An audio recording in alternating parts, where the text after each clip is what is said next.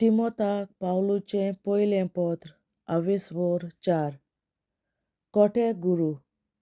शेवटाच्या काळार कांय जाणां खोट्या आत्म्यांक आनी देंवचाराच्या शिकवण्यांक कान दिवन भावार्थ सोडून वेतलीं, अशें पवित्र आत्म्यान स्पश्ट सांगलां.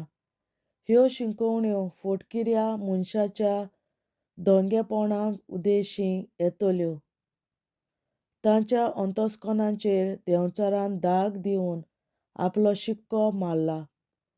ती आमच्या भावां भयणींक लोक आडवारतात आनी थोड्यो वस्तू खावच्यो न्हय म्हूण शिकयतात.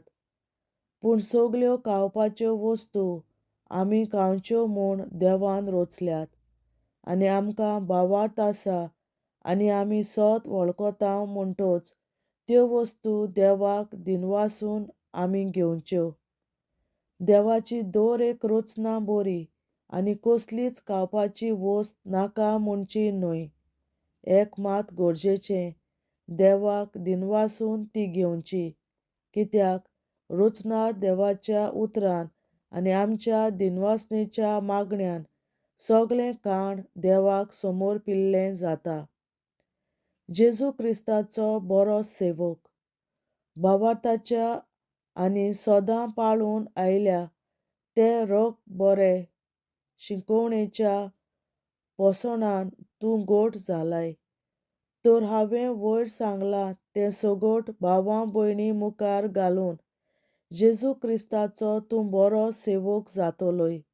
देवाचे भक्तीक उपकारोनांत तसल्यो नाका जाल्ल्यो शामांयच्यो काणयो पयस कर.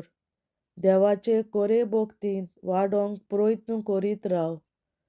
कुडीचे कसरतीक थोडो फायदो आसा खरो, पूण देवाची भक्ती सगल्यांक उपकारता तर तातूंत आतांच्या आनी फुडल्या जिविताक भासावणी आसा.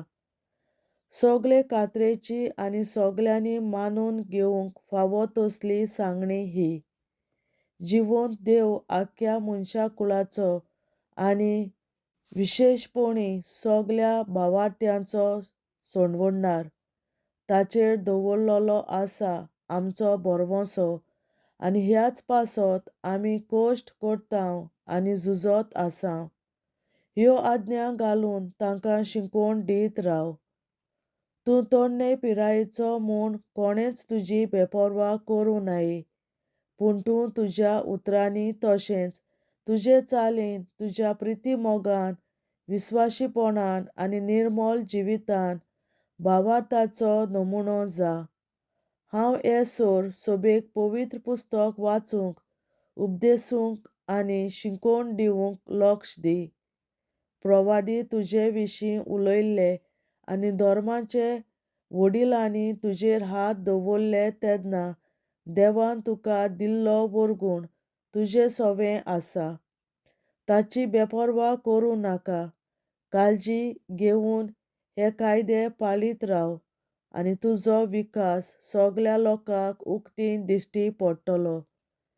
कितें करताय आनी कितें शिकयताय ताचे विशीं चोत्राय दवर. हातूंत थीर राव. अशें करून तुजी आनी तुजें उतर आयकतल्यांची सोडवण तूं जोडटलोय. देवाचें उतरें. देवाचे व्हड उपकार.